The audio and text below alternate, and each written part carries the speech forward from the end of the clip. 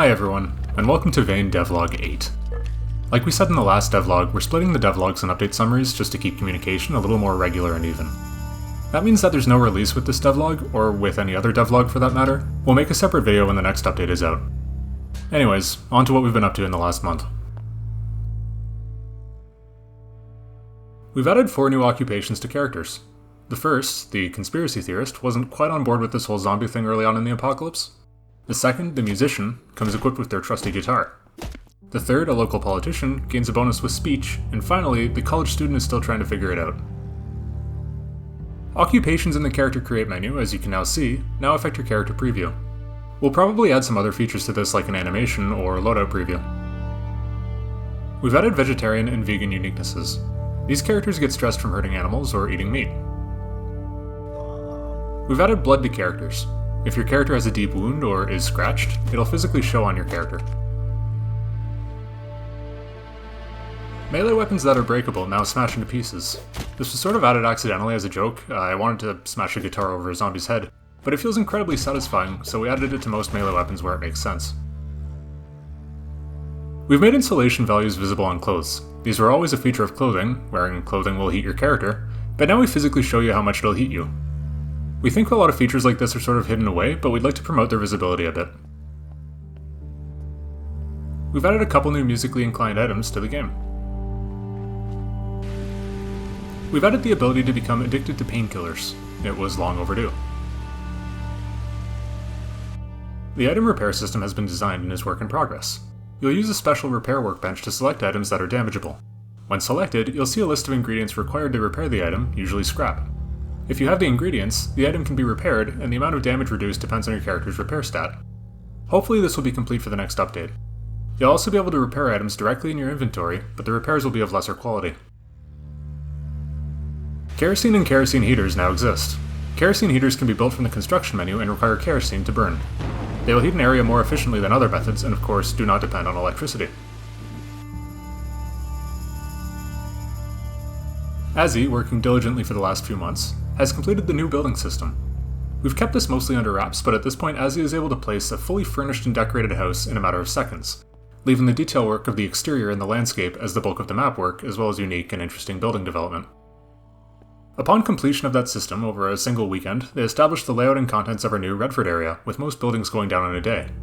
This new iteration of Redford, once completed, will contain approximately 83 residential buildings as well as various civic and industrial buildings, including a radio tower, post office, various warehouses, a church, and more. For a size comparison, the old Redford had 23 residential buildings. We're super excited to present this in the next Vane update as the start of our new main map. We've added some randomizations to building materials. We're not really sure where this is going to go, but for now buildings in-game randomize when the game starts. Elevation now causes your character to become colder, so you'll need to dress warmly for cold weather. We'd like to disclose, though, that the values we've used for the temperature decrease aren't completely realistic, but we thought it adds to the gameplay to exaggerate it a bit. In addition, making the temperature decrease less realistically simulates other factors in feeling colder on mountains, like wind exposure. Radiator and AC systems now have effects in buildings. Radiators currently are powered by either electricity or natural gas. Natural gas tanks can be found attached to some buildings, and right now can't be refilled or siphoned from, but we're going to change that very soon. At the very least, they function without electricity. Similarly, AC systems are powered generally by electricity and will cause the heat to rise if the power is cut. We've added a system for remote code locks for doors. Doors can be locked or unlocked from panels located elsewhere in the same building. The map has received powered containers. Some examples of these are electronically locked cases or online delivery PO boxes. They require power to function, and if no power is found, they can't be opened or used. We've added bulletproof glass to buildings. These can only be shattered from explosives right now. As base building develops, we'll create systems to non-chaotically remove it. We've added run animations to weapons. These are pretty simple, but it's a part of the process in improving our art bit by bit. We've added volumetric clouds to the sky. These have a physical presence and grow during cloudy or stormy weather. They'll diffuse the sun and, thankfully, have little cost to performance.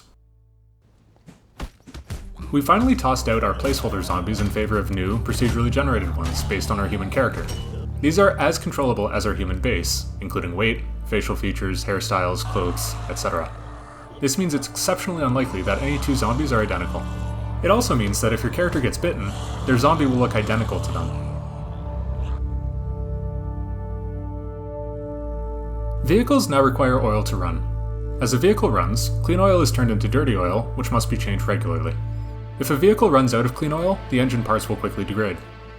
Oil is drained from a vehicle if the vehicle is flipped over or underwater, so avoid doing that. Also, don't oil an engine with gasoline or other explosive fluids.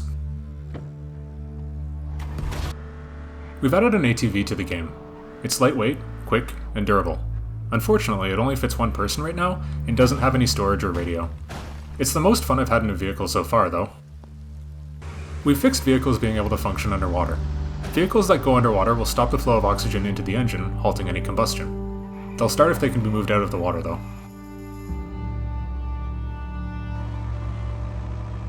We've also fixed a very long-standing bug where zombies would seemingly summon superhuman strength and push vehicles themselves. We added the ability to refill gas tanks from fluid containers. I thought for sure I'd implemented this already, but devs do make mistakes sometimes. We've added new engine sounds to different vehicles. This, firstly, gives vehicles more personality, and secondly, lets you identify a car based on sound alone, at least if you've got a good enough ear.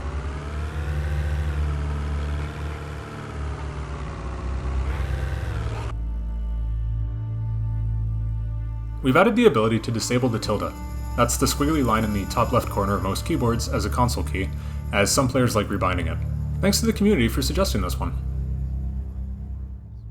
We've added a console command, giveItemList, which can give you a preset set of items. This will be useful for testing stuff like entire outfits or groups of items. We'll add some presets as we need them.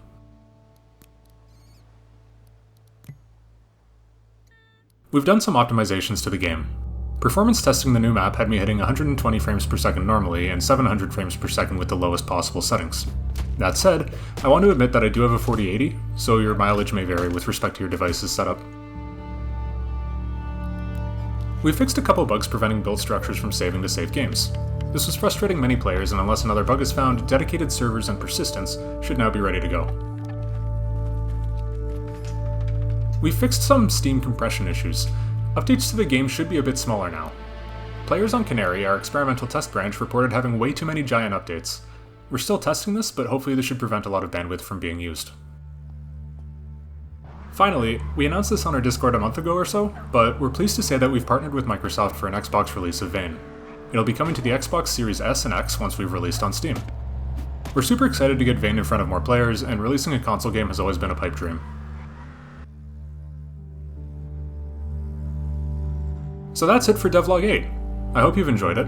We appreciate all the support that we've received, and we're lucky to have such a good-natured community.